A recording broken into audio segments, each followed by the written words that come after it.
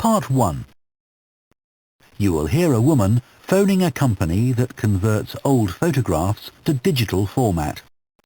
First, you have some time to look at questions 1 to 3.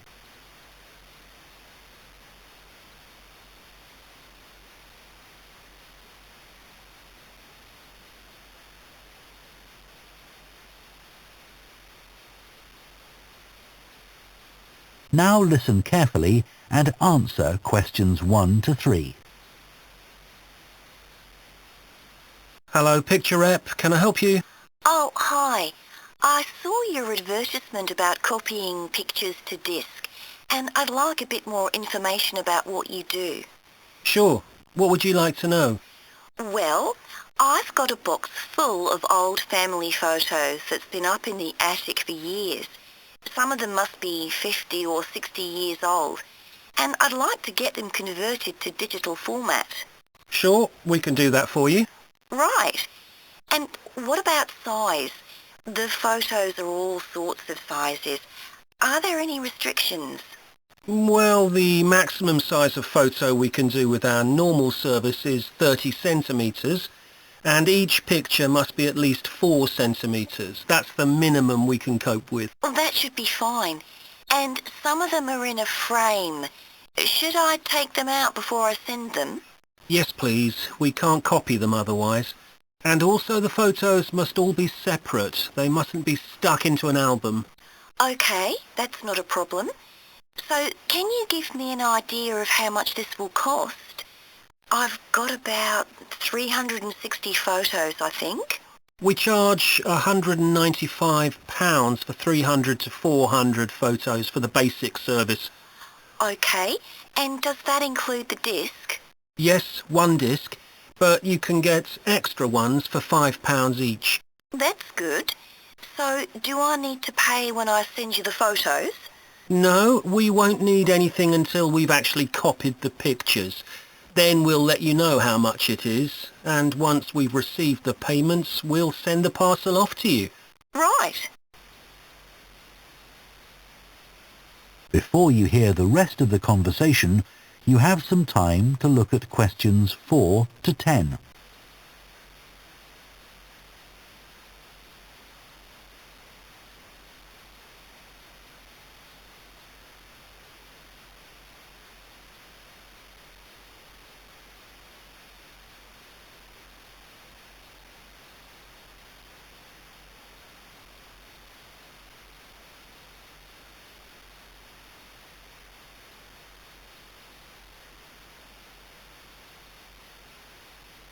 Now listen and answer questions 4 to 10. Is there anything else you'd like to ask about our services? Yes, I've roughly sorted out the photos into groups, according to what they're about. So, can you keep them in those groups when you copy them?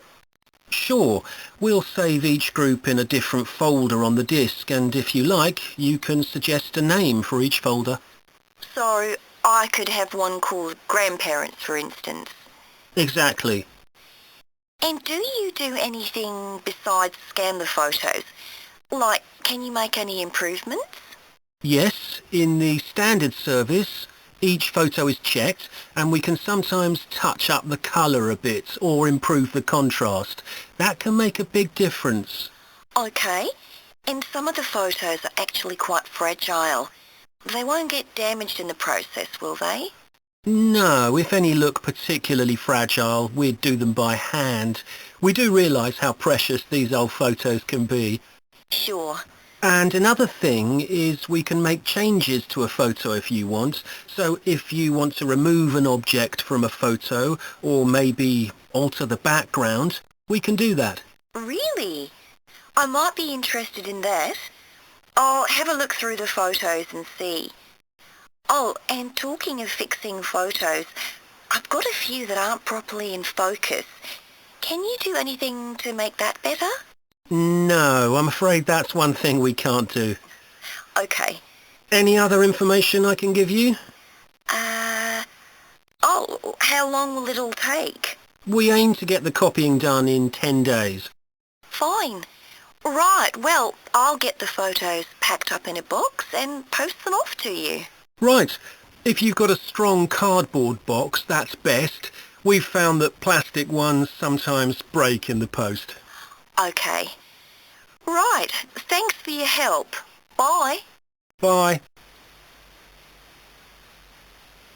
That is the end of part 1. You now have half a minute to check your answers to part 1.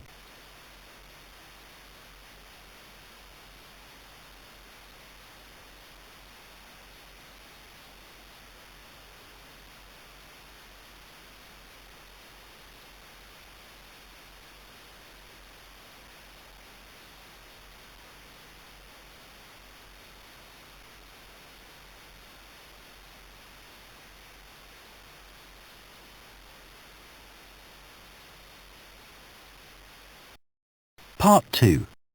You will hear a head teacher talking to parents of pupils about changes at the school.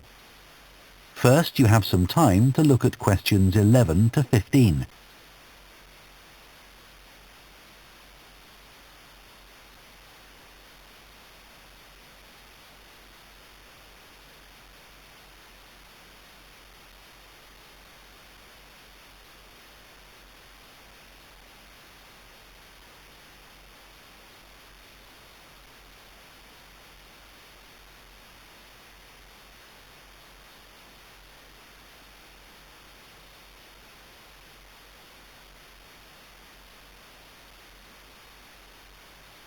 Now listen carefully and answer questions 11 to 15. Good morning, and thank you for coming here today. I'd like to bring you up to date with changes in the school that will affect your children. As you know, the school buildings date from various times, some from the 1970s, some from the last 5 years, and of course Dartfield House is over a century old. It was commissioned by a businessman, Neville Richards, and intended as his family home, but he died before it was completed. His heir chose to sell it to the local council, who turned it into offices. A later plan to convert it into a tourist information centre didn't come about through lack of money, and instead it formed the nucleus of this school when it opened 40 years ago. The school has grown as the local population has increased, and I can now give you some news about the lower school site, which is separated from the main site by a road. Planning permission has been granted for development of both sites. The lower school will move to new buildings that will be constructed on the main site. Developers will construct houses on the existing lower school site.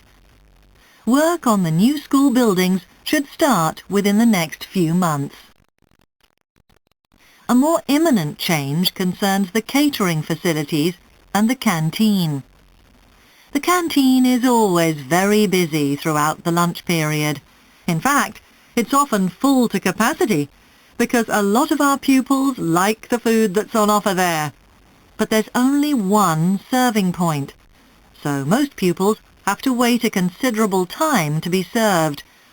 This is obviously unsatisfactory, as they may have hardly finished their lunch before afternoon lessons start. So, we've had a new food hall built, and this will come into use next week. It'll have several serving areas, and I'll give you more details about those in a minute. But one thing we ask you to do to help in the smooth running of the food hall is to discuss with your children each morning which type of food they want to eat that day, so they can go straight to the relevant serving point. There won't be any junk food. Everything on offer will be healthy, and there's no change to the current system of paying for lunches by topping up your child's electronic payment card online. You may be wondering what will happen to the old canteen.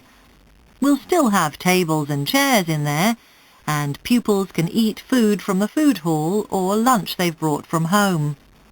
Eventually, we may use part of the canteen for storage, but first, We'll see how many pupils go in there at lunchtime. Before you hear the rest of the talk, you have some time to look at questions 16 to 20.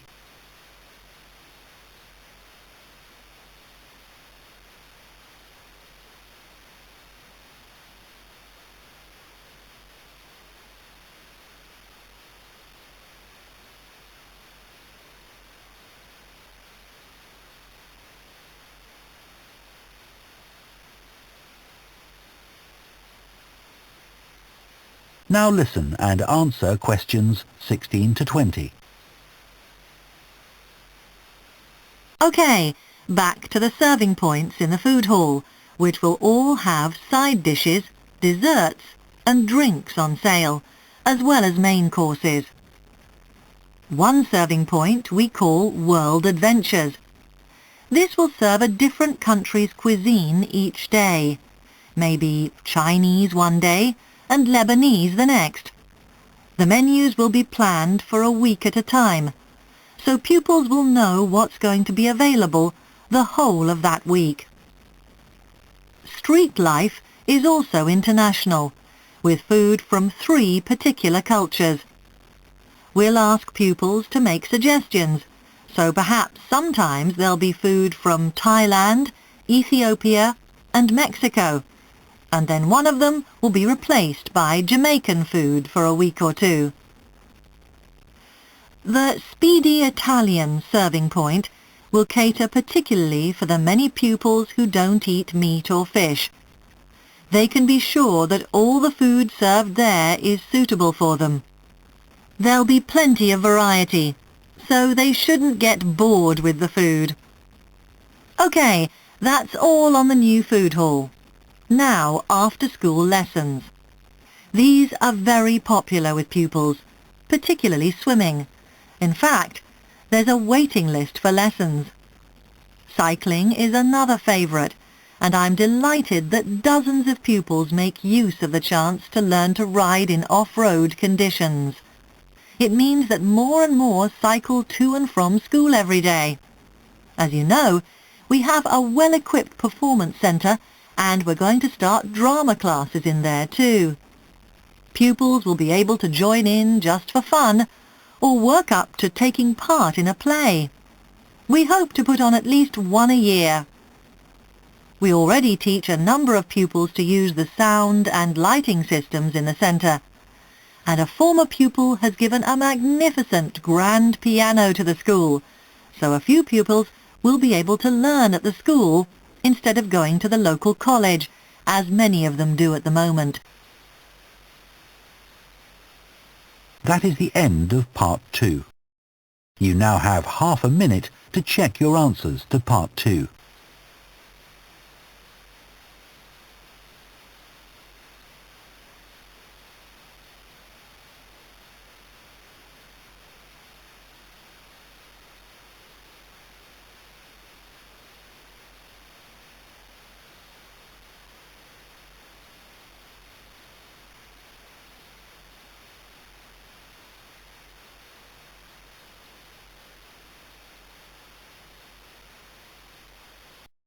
Part 3. You will hear 2 psychology students called Luke and Susie discussing their assignment on sleep and dreams. First, you have some time to look at questions 21 to 24.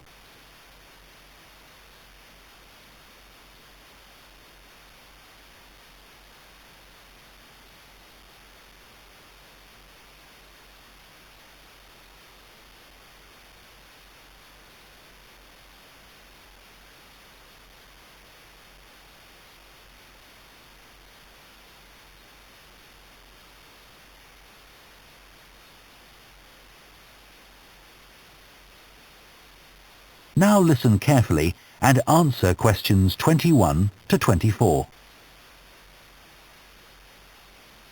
So, Luke, for our next psychology assignment, we have to do something on sleep and dreams. Right. I've just read an article suggesting why we tend to forget most of our dreams soon after we wake up. I mean, most of my dreams aren't that interesting anyway. But what it said was that if we remembered everything, we might get mixed up about what actually happened and what we dreamed. So it's a sort of protection. I hadn't heard that idea before. I'd always assumed that it was just that we didn't have room in our memories for all that stuff. Me too. What do you think about the idea that our dreams may predict the future? It's a belief that you get all over the world. Yeah, lots of people have a story of it happening to them. But the explanation I've read is that for each dream that comes true, we have thousands that don't, but we don't notice those. We don't even remember them. We just remember the ones where something in the real world, like a view or an action, happens to trigger a dream memory. Right. So it's just a coincidence, really. Something else I read about is what they call segmented sleeping. That's a theory that hundreds of years ago, people used to get up in the middle of the night and have a chat or something to eat, then go back to bed. So I tried it myself. Why? Well, it's meant to make you more creative. I don't know why, but I gave it up after a week. It just didn't fit in with my lifestyle. But most preschool children have a short sleep in the day, don't they? There was an experiment some students did here last term to see at what age kids should stop having naps, but they didn't really find an answer. They spent a lot of time working out the most appropriate methodology, but the results didn't seem to show any obvious patterns. Right. Anyway, let's think about our assignment. Last time I had problems with the final stage, where we had to describe and justify how successful we thought we'd been. I struggled a bit with the action plan too. I was okay with the planning, but I got marked down for the self-assessment as well. And I had big problems with the statistical stuff. That's where I really lost marks. Right. Before you hear the rest of the discussion, you have some time to look at questions 25 to 30.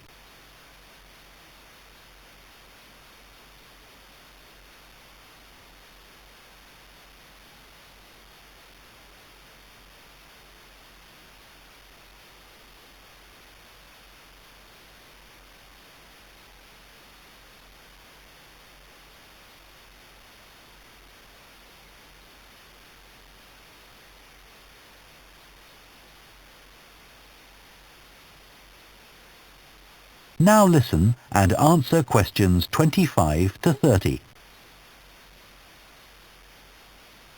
So, shall we plan what we have to do for this assignment? Okay. First, we have to decide on our research question. So, how about, is there a relationship between hours of sleep and number of dreams? Okay. Then we need to think about who we'll do the study on. About 12 people? Right. And shall we use other psychology students? Let's use people from a different department. What about history? Yes, they might have interesting dreams. Or literature students. I don't really know any. Okay, forget that idea. Then we have to think about our methodology. So we could use observation, but that doesn't seem appropriate. No. It needs to be self-reporting, I think. And we could ask them to answer questions online. But in this case, paper might be better, as they'll be doing it straight after they wake up. In fact, while they're still half asleep. Right. And we'll have to check the ethical guidelines for this sort of research. Because our experiment involves humans, so there are special regulations. Yes. I had a look at those for another assignment I did. There's a whole section on risk assessment, and another section on making sure they aren't put under any unnecessary stress. Let's hope they don't have any bad dreams. Yeah. Then, when we've collected all our data, we have to analyse it and calculate the correlation between our two variables. That's time sleeping and number of dreams. And then present our results visually in a graph. Right, and the final thing is to think about our research and evaluate it. So that seems quite straightforward. Yeah.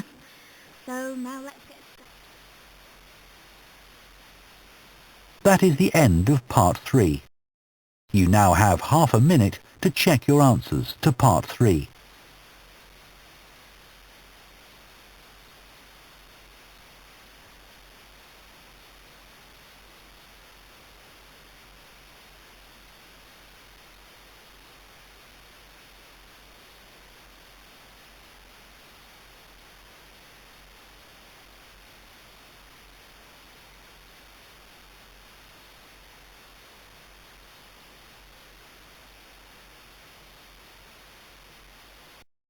Part 4. You will hear a sports science student giving a presentation on the health benefits of dance. First, you have some time to look at questions 31 to 40.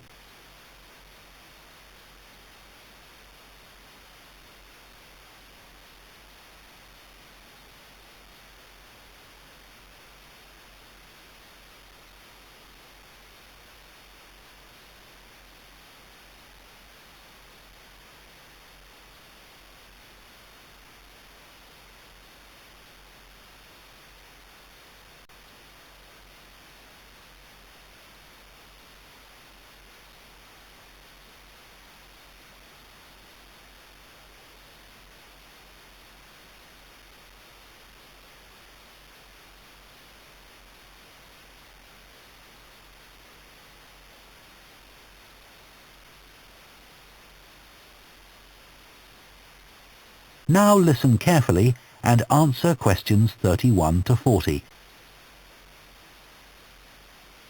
Dancing is something that humans do when they want to have a good time. It's a universal response to music found in all cultures.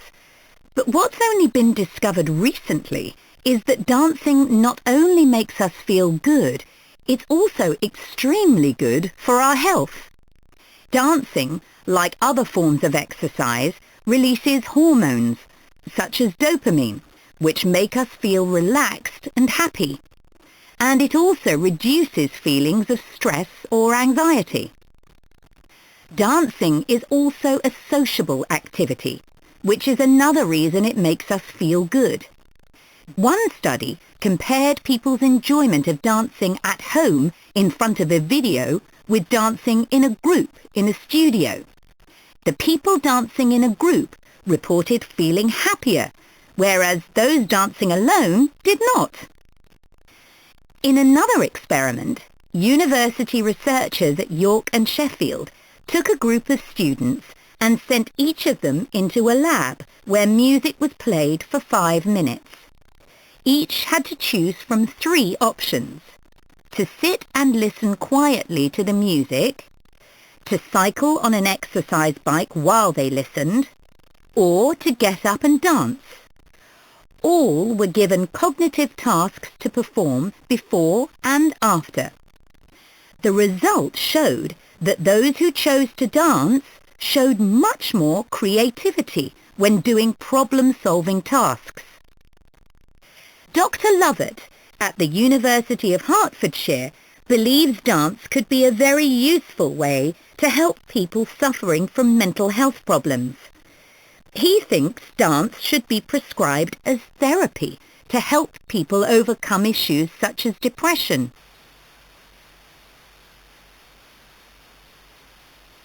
It's well established that dance is a good way of encouraging adolescent girls to take exercise. But what about older people?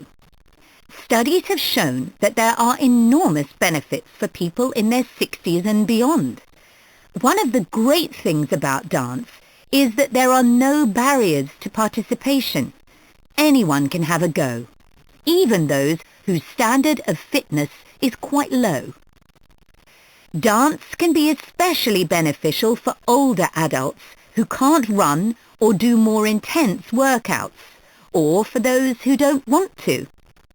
One 2015 study found that even a gentle dance workout helps to promote a healthy heart. And there's plenty of evidence which suggests that dancing lowers the risk of falls, which could result in a broken hip, for example, by helping people to improve their balance. There are some less obvious benefits of dance for older people too. One thing I hadn't realised before researching this topic was that dance isn't just a physical challenge. It also requires a lot of concentration because you need to remember different steps and routines. For older people, this kind of activity is especially important because it forces their brain to process things more quickly and to retain more information. Current research also shows that dance promotes a general sense of well-being in older participants, which can last up to a week after a class.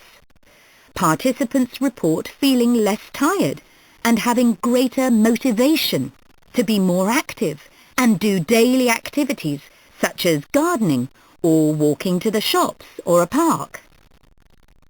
Ballroom or country dancing, both popular with older people, have to be done in groups. They require collaboration and often involve touching a dance partner, all of which encourages interaction on the dance floor. This helps to develop new relationships and can reduce older people's sense of isolation, which is a huge problem in many countries. I also looked at the benefits of Zumba.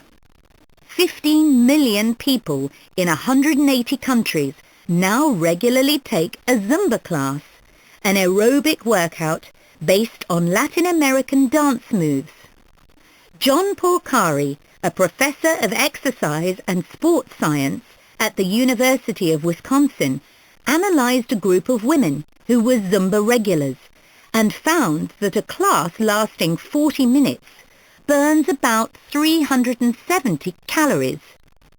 This is similar to moderately intense exercises like step aerobics or kickboxing. A study in the American Journal of Health Behavior showed that when women with obesity did Zumba 3 times a week for 16 weeks, they lost an average of 1.2 kilos and lowered their percentage of body fat by 1%. More importantly, the women enjoyed the class so much that they made it a habit and continued to attend classes at least once a week. Very unusual for an aerobic exercise program.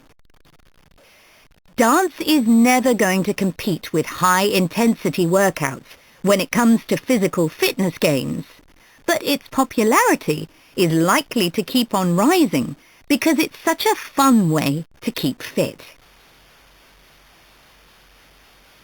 That is the end of Part 4.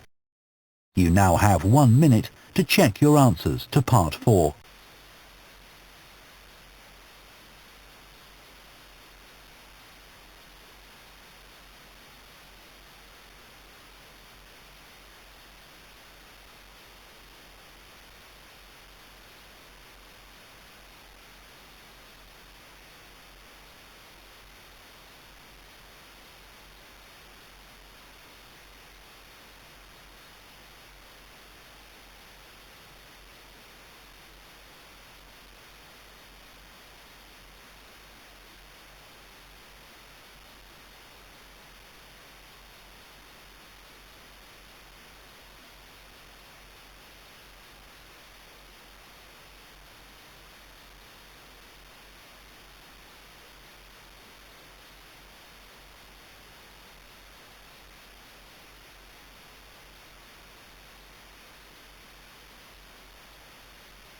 That is the end of the listening test. In the Ielts test, you would now have 10 minutes to transfer your answers to the answer sheet.